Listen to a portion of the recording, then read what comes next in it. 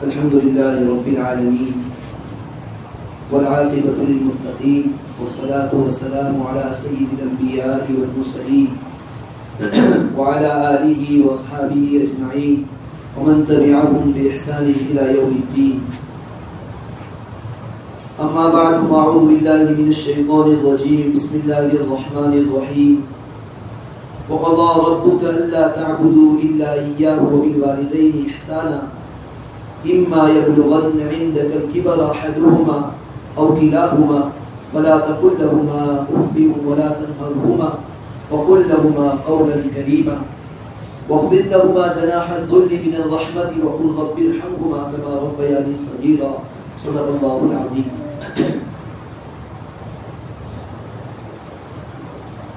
میرے محترم بھائیو، بزرگ اور دوستو، قرآن کریم کی ایک آیت کریمہ آپ حضرات کی خدمت میں پیش کی ہے. اللہ جل جلالہ وعظم نوالہ ارشاد فرماتے ہیں وَقَضَى رَبُّكَ أَلَّا تَعْبُدُوا إِلَّا إِيَّاهُ.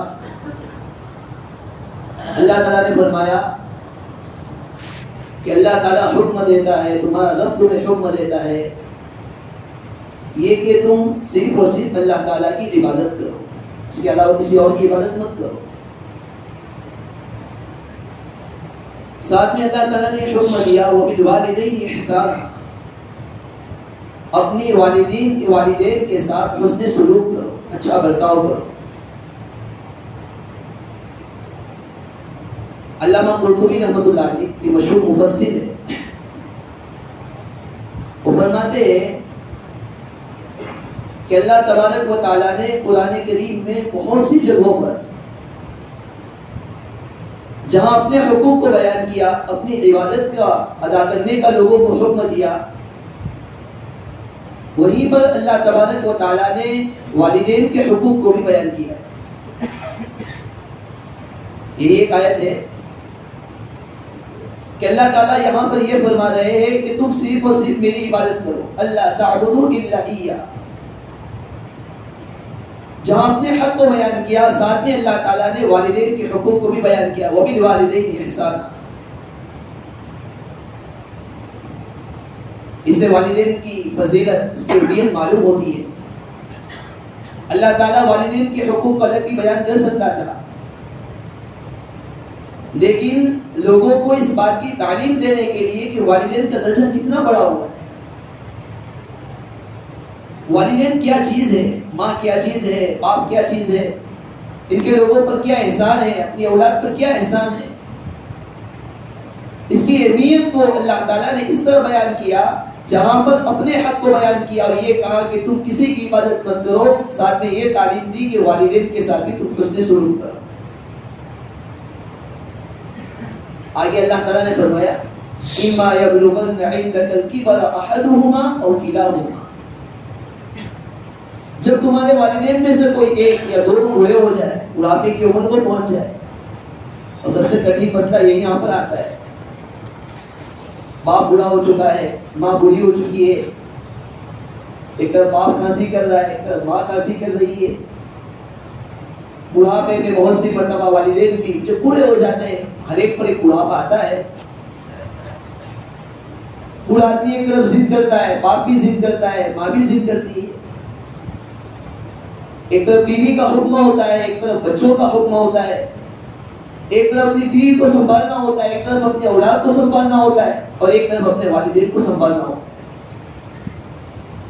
تو قرآن کریم نے یہاں پر خاص طور پر یہ حکم دیا اِمَّا يَبْلُغَنَّ عِندَكَ الْكِبَرَ أَحَدُهُمَا أَوْ كِلَاهُمَا.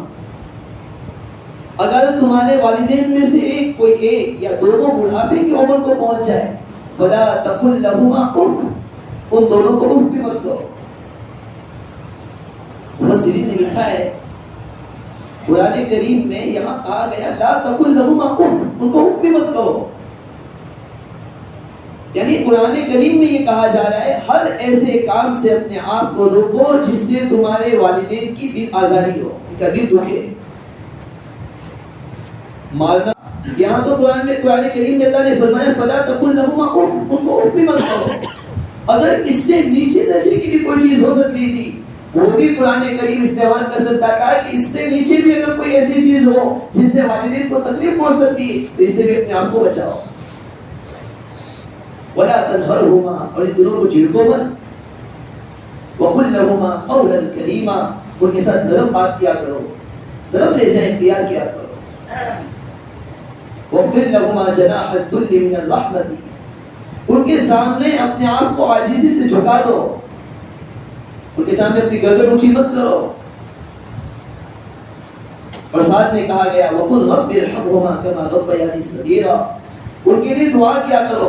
اور قرآن نے وہ دعا کی تعلیم دی, دعا بھی سکھائی. ربی, اے میرے رب, ربی ارحمہما کما ربیانی صغیرا, اے میرے رب ان دونوں پر تو رحم فرما جیسا کہ انہوں نے میری بچپن میں پرورش کی, مجھے پالا. تو قرآن کریم میں بہت سی جگہوں پر اللہ تعالیٰ نے جہاں اپنے حق کو بیان کیا, والدین کے حق کو بھی بیان کیا. ایک اور جگہ پر بیان فرمایا انشکر لی ولوالدی, اللہ نے فرمایا میرا شکر کرو اور والدین کا بھی شکریہ ادا کرو. واقعتاً والدین دنیا میں ایک ایسی چیز ہے, بہت سی مرتبہ آدمی اپنی اولاد کو بڑا کرتا ہے, جب آدمی کے خود کے بچے آ جاتے ہیں تب آدمی کو احساس ہوتا ہے کہ آج اس زمانے کے اندر ہمیں اپنے اولاد کی تربیت کے لیے کتنے پاپڑ بیلنے پڑتے ہیں, کیا کچھ نہیں کرنا پڑتا ہے. آدمی کبھی روتا ہے, کبھی گر گراتا ہے, کبھی کماتا ہے, کبھی تکالیف اٹھاتا ہے, مشقتیں اٹھاتا ہے. آدمی تھوڑی دیر کے لیے سوچے کہ میرے ماں باپ نے, میری ماں نے, میرے والد نے کس طرح مجھے بڑا کیا ہوگا. اس زمانے میں جتنے اسباب و ذرائع ہیں, ذریعہ معاش اس انسان اختیار کرتا ہے, کمانے کے لیے کتنی محنتیں کرتا ہے, اور عورت اپنے بچے کو پالنے کے لیے کتنی محنت اٹھاتی ہے. جب ہم اپنی عورت کو دیکھتے ہیں کہ وہ ادھر یہ بچہ رو رہا ہے, ادھر یہ بچہ رو رہا ہے, عورت پریشان ہو جاتی ہے. ایک زمانہ ہم پر بھی تو ایسا گزرا ہے کہ میں تھا, میرا بھائی تھا, میری بہن تھی, ہم بھی اسی طرح پریشان کیا کرتے ہوں گے, اور ہمارے والدین کس طرح برداشت کرتے ہوں گے. آدمی جب خود بچے والا ہو جاتا ہے تو اسے احساس ہوتا ہے کہ واقعی بچوں کی پرورش کیا چیز ہے. لیکن افسوس صد افسوس, ایک زمانہ ایسا آتا ہے کہ ایک زمانے کے بعد انسان اپنے والدین کے احسانات کو بھول جاتا ہے. وہ یہ بھول جاتا ہے کہ میرے والد کیا ہے, میری والدہ کیا ہے, کس طرح انہوں نے مجھے بڑا کیا ہے, کیسے کمایا ہے, کس طرح محنتیں کی ہے, کتنی تکالیف اٹھائی ہے. وہ انسان تو بھول جاتا ہے. قرآن اور حدیث نے اس کو فراموش نہیں کیا, جگہ جگہ پر اس کو بیان کیا کہ آپ کی والدہ نے آپ کے لیے کیا تکالیف اٹھائی. حملته امه كرها ووضعته كرها, قرآن بیان کرتا ہے تیری یہ حالت تھی کہ تیری جب تو پیٹ میں تھا تیری ماں نے بڑی مشقت کے ساتھ تجھے جھیلا ہے, تجھے تیری مشقت کو اٹھایا ہے. اور جب جننے کا وقت آتا ہے, بچے کی پیدائش ہوتی ہے, بچے کی پیدائش ہوتی ہے, اس وقت ماں پر کیا گزرتی ہے, کیا تکالیف اٹھاتی ہے, وہ ہمیں اور آپ اس کا تصور نہیں کر سکتے. قرآن نے اس کو بیان کیا. یہی وجہ ہے جناب نبی کریم صلی اللہ تعالی علیہ وسلم نے بھی جگہ جگہ حدیث کے اندر والدین کے حقوق کو بیان کیا ہے. ایک مرتبہ ایک صحابی نبی علیہ السلام کی خدمت میں حاضر ہوئے اور اعتراض کیا ہے اللہ کے رسول صلی اللہ تعالی علیہ وسلم, سب سے محبوب عمل کون سا ہے, سب سے پسندیدہ عمل کون سا ہے. نبی علیہ السلام نے ارشاد فرمایا سب سے پسندیدہ عمل یہ ہے کہ انسان اپنے وقت پر, نماز کے وقت پر نماز کو ادا کرے. اسی صحابی نے پوچھا اے اللہ کے رسول صلی اللہ تعالی علیہ وسلم سب سے محبوب عمل کون سا ہے, یعنی اس کے بعد کون سا عمل ہے جو سب سے زیادہ پسندیدہ ہے. آپ علیہ السلام نے ارشاد فرمایا کہ والدین کے ساتھ حسن سلوک کرنا, ان کے ساتھ اچھا برتاؤ کرنا, یہ سب سے زیادہ پسندیدہ عمل ہے. ایک اور صحابی کو نبی علیہ السلام نے ارشاد فرمایا کہ تیرا باپ تیرے لیے دنیا کے اندر جنت کا دروازہ ہے. تیرا باپ جنت کا دروازہ ہے. اگر تو چاہے تو اس کو ضائع کر دے, اور اگر چاہے تو اس جنت کے دروازے کو تو حاصل کر دے. ایک اور حدیث میں جناب نبی کریم صلی اللہ تعالی علیہ وسلم نے ارشاد فرمایا, نبی کریم صلی اللہ تعالی علیہ وسلم کے پاس ایک مرتبہ نبی علیہ السلام کی خدمت میں ایک صحابی آیا. نبی علیہ السلام نے اس سے فرمایا کہ دنیا کے اندر جنت اگر تو کمانا چاہتا ہے تو تیرے والدین ہیں، اور اگر تو اپنی جنت کو ضائع کرنا چاہتا ہے تو یہی تیرے والدین ہیں۔ شرح حدیث نے لکھا ہے اس کا مطلب یہ ہے اگر آدمی دنیا کے اندر جنت کمانا چاہتا ہے تو اس کا طریقہ یہ ہے کہ اپنے والدین کی اطاعت کرے، ان کی فرما برداری کرے، یعنی ان کی اطاعت و والدین کی اطاعت و فرما برداری کرے گا تو جنت کو کمائے گا، اور ان کی اطاعت و فرما برداری نہیں کرے گا تو اپنی جہنم کو بنائے گا۔ جگہ جگہ پر نبی علیہ الصلوۃ والسلام نے والدین کے حقوق کو بیان کیے۔ ایک اور حدیث ہے، جناب نبی کریم صلی اللہ تعالی علیہ وسلم ارشاد فرماتے ہیں کہ اللہ تبارک و تعالی دنیا کے اندر جب کوئی بندہ گناہ کرتا ہے تو اللہ تعالیٰ کو اختیار ہے، اللہ تعالیٰ چاہے تو اسے دنیا کے اندر معاف کر دے، اور اللہ تعالیٰ چاہے تو اس دنیا کے اندر اس کی سزا کو مؤخر کر دے، یعنی ابھی اس کو سزا نہیں دیں گے، قیامت کے دن آخرت کے اندر اس کی سزا دی جائے گی۔ لیکن ایک گناہ ایسا ہے، یعنی والدین کی نافرمانی کرنا، والدین کو ستانا، ان کا دل دکھانا، یہ ایسا گناہ ہے اللہ تعالیٰ اس روئے زمین پر دنیا ہی کے اندر اس کی سزا بہت سے بندوں کو عطا فرما دیتے ہیں۔ حدیث کی کتابوں میں لکھا ہے ایک صحابی تھے جن کا نام حضرت علقمہ رضی اللہ عنہ ہے۔ یہ صحابی ایسے تھے، نماز کے پابند تھے، روزے کے پابند تھے، لیکن تہجد کے پابند تھے، تہجد کا اہتمام فرماتے تھے، کیونکہ عبادتیں تو بہت ساری کرتے تھے۔ موت کا وقت آیا، لوگ ان کو کلمہ تلقین کر رہے ہیں لیکن ان کی زبان سے کلمہ جاری نہیں ہو رہا ہے۔ صحابی پریشان ہیں۔ ایک صحابی دوڑتے ہوئے نبی علیہ الصلوۃ والسلام کی خدمت میں حاضر ہوئے اور آ کر عرض کیا اللہ کے رسول صلی اللہ علیہ وسلم، آپ کے ایک صحابی کا حال یہ ہے، موت کا وقت چل رہا ہے، آخری گھڑی چل رہی ہے، ان کو کلمہ تلقین کر رہے، زبان سے ادا کرنا چاہ رہے لیکن زبان پر کلمہ طیبہ جاری نہیں ہو رہا ہے۔ نبی علیہ الصلوۃ والسلام نے آ کر دیکھا، پھر آپ علیہ الصلوۃ والسلام نے پوچھا کیا اس کے والدین زندہ ہے؟ کسی نے کہا اللہ کے رسول صلی اللہ علیہ وسلم اس کی والدہ حیات ہے، والدہ زندہ ہے، اور وہ والدہ ان سے ناراض ہے۔ نبی علیہ الصلوۃ والسلام نے ان کی والدہ کو کہلوا بھجوایا کہ اگر آپ آ سکتی ہو تو آپ آ جاؤ یا میں خود آپ کی خدمت میں حاضر ہوتا ہوں۔ جیسے ہی ان کی والدہ کے پاس پیغام بھیجا، والدہ بھولی تھی، انہوں نے کہا اللہ کے رسول صلی اللہ علیہ وسلم میرے ماں باپ آپ پر قربان، آپ یہ کیوں تکلیف اٹھاتے ہیں، میں خود آتی ہوں۔ حضرت علقمہ رضی اللہ عنہ کی والدہ نبی علیہ الصلوۃ والسلام کے پاس آئی۔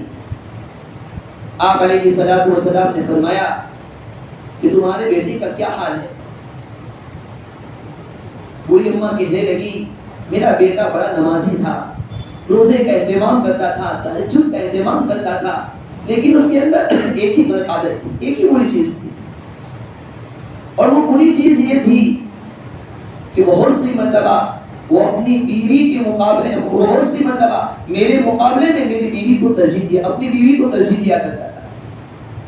جہاں پر کوئی ایسی بات پیش آ جاتی تھی جہاں میں بھی رائے دیتی تھی، ان کی بیوی بھی رائے دیتی تھی، تو وہ ان کی بیوی کی رائے کو ترجیح دیا کرتے تھے، ان کی رائے کو مقدم رکھا کرتے تھے۔ نبی علیہ الصلوۃ والسلام نے فرمایا تم اپنے بیٹے کو معاف کر دو۔ والدہ کہنے لگی میں اس کو معاف نہیں کروں گی۔ نبی علیہ الصلوۃ والسلام نے اصرار کیا لیکن والدہ تیار نہیں ہوئی اور کہنے لگی میں معاف نہیں کروں گی۔ آپ علیہ الصلوۃ والسلام نے فرمایا کہ جاؤ ان کے لیے لکڑیاں جمع کرو اور لکڑیوں کے ذریعے سے آگ جلاؤ اور اسی آگ کے اندر حضرت علقمہ کو جلا دو۔ ماں ہوتی ہے، کچھ بھی ہو جائے ماں کو اپنے بیٹے سے محبت ہوتی ہے۔ ماں کہنے لگی اللہ کے رسول صلی اللہ علیہ وسلم کیا میرے بیٹے کو جلایا جائے گا، میرے سامنے اس کو آگ میں ڈالا جائے گا؟ آپ علیہ الصلوۃ والسلام نے فرمایا اگر دنیا کی آگ تم کو پسند نہیں ہے، دنیا کی آگ کے مقابلے میں، ہماری آگ کے مقابلے میں جہنم کی آگ کئی درجہ بڑی ہوئی ہے۔ اگر تم معاف نہیں کرو گی تو تمہارے بیٹے کو اسی طرح جہنم کے اندر جلایا جائے گا۔ جب ماں نے یہ جملہ سنا کوئی ماں کہنے لگی اے اللہ کے رسول صلی اللہ تعالی علیہ وسلم میں آپ کو گواہ بناتی ہوں، اور تمام صحابہ سے فرمایا تمام کو گواہ بناتی ہوں کہ میں نے اپنے بیٹے علقمہ کو معاف کر دیا۔ علقمہ کو دیکھا، ان کی زبان پر کلمہ طیبہ جاری ہے، وہ کلمہ پڑھتے پڑھتے دنیا سے رخصت ہو. غور کرنے کا مقام ہے، ایک صحابی رسول جو نماز کا اہتمام کرنے والے ہیں، روزے کا اہتمام کرنے والے ہیں، بلکہ ایک قدم آگے بڑھ کر تہجد کا اہتمام کرنے والے ہیں، نبی علیہ الصلوۃ والسلام کی خدمت میں رہنے والے ہیں، آپ کے صحابی ہیں، لیکن جہاں والدہ ناراض ہو گئی تو مرتے وقت ان کی زبان پر کلمہ طیبہ جاری نہیں ہو رہا ہے. میرے اور آپ کا حال اگر یہ ہو کہ ہم اپنے والدین کو ناراض کر رہے ہیں، اللہ نہ کرے ہمارے ساتھ کیا حال ہوگا. سوچے تھوڑی دیر. ادھر یہ صحابی رسول کا انتقال ہوا، نبی علیہ الصلوۃ والسلام نے ان کی غسل کا حکم دیا، ان کو کفن پہنانے کا حکم دیا، تو نبی علیہ الصلوۃ والسلام خود جنازے کی نماز کے لیے تشریف لے گئے. جب ان کو دفن کیا گیا، اس کے بعد آپ علیہ الصلوۃ والسلام نے اپنے صحابہ کو، اپنے مہاجرین صحابہ کو، اپنے انصار صحابہ کو جمع کیا. اس کے بعد آپ علیہ الصلوۃ والسلام نے فرمایا، او میرے صحابہ، جس سے دنیا کے اندر اس کی ماں ناراض ہو گئی، جس نے دنیا کے اندر اپنی ماں کو تکلیف پہنچایا، یاد رکھنا جب تک وہ اللہ تعالیٰ اپنی ماں سے معافی نہیں مانگ لے گا، اللہ تبارک و تعالیٰ اس کی نماز کو بھی قبول نہیں فرمائیں گے، اس کی تہجد کی بھی قبول نہیں فرمائیں گے، اس کی عبادتوں کو بھی قبول نہیں فرمائیں گے. ایک اور حدیث میں فرمایا، یہاں تو والدہ کے حقوق کو بیان کیا، ایک دوسری حدیث میں نبی علیہ الصلوۃ والسلام نے فرمایا، رضا الرب فی رضا الوالد وسخط الرب فی سخط الوالد. والد کی رضامندی میں اللہ کی رضامندی ہے، اور والد کی ناراضگی میں اللہ کی ناراضگی ہے. اب سوچے والدین کے حقوق کو کتنا بیان کیا گیا. ایک اور حدیث ہے، جناب نبی کریم صلی اللہ تعالی علیہ وسلم نے ارشاد فرمایا، بروا آباءکم تبرکم ابناؤکم. یہ کوئی دنیا کا بھی قانون ہے، اللہ کی سنت ہے. جناب نبی کریم صلی اللہ علیہ وسلم نے ارشاد فرمایا، تم اپنے والدین کے ساتھ جیسا سلوک کرو گے، تمہاری اولاد بھی تمہارے ساتھ ایسے ہی سلوک کرو گی، ایسے ہی سلوک کرے گی. اللہ کا قانون بدلنے والا نہیں ہے، اللہ کی قدرت بدلتی نہیں ہے. اور نبی علیہ الصلوۃ والسلام حدیث میں بیان فرما رہے، وہ اللہ کا نظام یہ ہے، اللہ کی قدرت کا نظام یہ ہے، جو اپنے والدین کے ساتھ جیسا سلوک کرے گا، یہ تو بوڑھی ہو جائے گی، یہ تو قبر میں چلی جائے گی، کل جا کر یہ باپ بنے گا، کل جا کر یہ ماں بنے گی، اس کے اولاد بھی اس کے ساتھ ایسے ہی سلوک کرے گی. واقعات کی کتابوں میں لکھا ہے، ایک آدمی نے ایک مرتبہ اپنے والد کے پیر میں رسی باندھی اور اس کو گھسیٹنے لگا. والد کے پیر میں رسی ڈال کر اس کو گھسیٹتا رہا. ایک جگہ پر پہنچا تو باپ کہنے لگا، اے میرا بیٹا اب چھوڑ دے، اب مت کھینچ، اب اگر آگے تو لے جائے گا تو ظالم ہو جائے گا، اب آگے کھینچنا مت لے جائے گا. بیٹا کہنے لگا، ابا میں تو کب سے کھینچ رہا ہوں، اب تو ظالم نہیں تھا، اب کیسے ظالم ہو جاؤں گا. باپ کہنے لگا، دراصل بات یہ ہے کہ کسی زمانے کے اندر میں نے بھی اپنے باپ کے پیر کے اندر رسی باندھی تھی اور اس کو یہیں تک گھسیٹ کر لایا تھا، اسی لیے آج میرا حال بھی ہے کہ میرا بیٹا بڑا ہو گیا، میں بوڑھا ہو گیا اور میرا بیٹا مجھے گھسیٹ کر یہیں تک لا رہا ہے. اور ایک اور واقعہ لکھا ہے، ایک آدمی دکان پر بیٹھا ہوا تھا، کسی بزرگ نے واقعہ سنایا، دکان پر بیٹھا ہوا ہے. وہ جو دکان پر بیٹھا ہوا آدمی تھا، کسی زمانے میں اسی دکان میں اس کا بڑا باپ بیٹھا ہوا تھا. تو لوگوں نے دیکھا کہ ایک مرتبہ یہ نوجوان اپنے باپ کی دکان میں داخل ہوا، اس کو پکڑا اور پکڑ کر اس کو ایک نالی کے پاس لے گیا اور نالی میں جا کر پھینک دیا. وہ حضور فرماتے ہیں کہ ہم نے تو حدیث میں بھی سنا ہے، بڑوں سے بھی سنا ہے، بزرگوں بھی سنا ہے کہ جو آدمی اپنے والدین کے ساتھ جیسا سلوک کرتا ہے اس کے ساتھ ویسا ہی سلوک کیا جاتا ہے. ہم یہ منتظر ہیں، ہم یہ دیکھنا چاہتے ہیں کہ کیا اس کے ساتھ بھی ایسا سلوک کیا جاتا ہے کہ نہیں کیا جاتا ہے. اس لیے کہ یہ آدمی جو بھی دکان پر، یہ بیٹا جو دکان پر بیٹھا ہوا تھا، اس کا کوئی بیٹا نہیں تھا، صرف 4 بچی آتی، 4 بیٹی آتی. واقعات کا مشاہدہ کرنے والے، اس منظر کو دیکھنے والے بیان کرتے ہیں کہ ایک مرتبہ یہی بیٹا دکان پر بیٹھا ہوا ہے، ایک لڑکی کرتے پہنے ہوئی آئی اور اس نے اپنے باپ کو اسی دکان سے اٹھایا اور اسی نالی کے پاس لے گئی اور نالی پر ساتھ پہ بیان کیا گیا ہے. اور ہم نے اپنے بڑوں سے بزرگوں سے سنا ہے کہ جو آدمی اپنے والدین کے ساتھ جیسا سلوک کرتا ہے اللہ تعالیٰ اور گناہ کو تو معاف کر دیتے ہیں، لیکن والدین کی نافرمانی کرنا، ان کو ستانا، ان کو تکلیف پہنچانا، ان کو اذیت پہنچانا ایک ایسی سزا ہے کہ اللہ تعالیٰ دنیا ہی کے اندر اس کی سزا عطا فرما دیتے ہیں. اور بھی واقعات ہیں، اور بھی کچھ باتیں ہیں. کہنے کا خلاصہ اور منشا یہ ہے، آدمی جہاں اللہ تعالیٰ کے حقوق کو ادا کرتا ہے، نمازوں کا اہتمام کرتا ہے، روزے کا اہتمام کرتا ہے، صدقات و خیرات کا اہتمام کرتا ہے، ساتھ میں اپنے والدین کے حقوق کو بھی ادا کیا ہے. والدین کی دل کی بھی کچھ تمنائیں ہوتی ہیں، ان کے دل میں بھی کچھ محبتیں ہوتی ہیں. ایک کتاب میں ایک واقعہ پڑھا، واقعہ کے اندر اپنی بات کو ختم کر دیتا ہوں. والدین کے دل میں کیسی محبت ہوتی ہے. ایک مرتبہ ایک باپ نے قاضی کی عدالت میں مقدمہ دائر کیا. کہ باپ مالدار تھا، بہت مالدار تھا. قاضی کی عدالت میں جا کر اس نے کہا کہ میرا بیٹا مجھے کچھ بھی مہینہ ہو جاتا ہے، سال ہو جاتا ہے، 1 روپیہ ادا نہیں کرتا ہے، کبھی کوئی ہدیہ نہیں کرتا ہے، کچھ پیسے دینے کے لیے آتا نہیں. قاضی نے پوری بات کو سنا. اس کے بعد اس کے بیٹے کو بلایا. بیٹے کو کہا کہ تیرا باپ یہ کہہ رہا ہے، تیرے والد یہ کہہ رہے ہیں کہ اس کے حقوق کو ادا نہیں کرتا ہے، اس کی چھوٹیاں بھی ادا نہیں کرتا ہے، کیا بات ہے؟ بیٹا بھی تعجب میں پڑ گیا کہ میرا باپ اتنا مالدار. قاضی صاحب بھی تعجب میں تھے کہ اتنا مالدار باپ ہے اور قاضی کی عدالت میں مقدمہ دائر کر رہا ہے کہ میرا بیٹا مجھے کبھی بھی مہینہ میں سال میں 1 روپیہ ادا نہیں کرتا، 1 روپیہ دینے کے لیے آتا نہیں.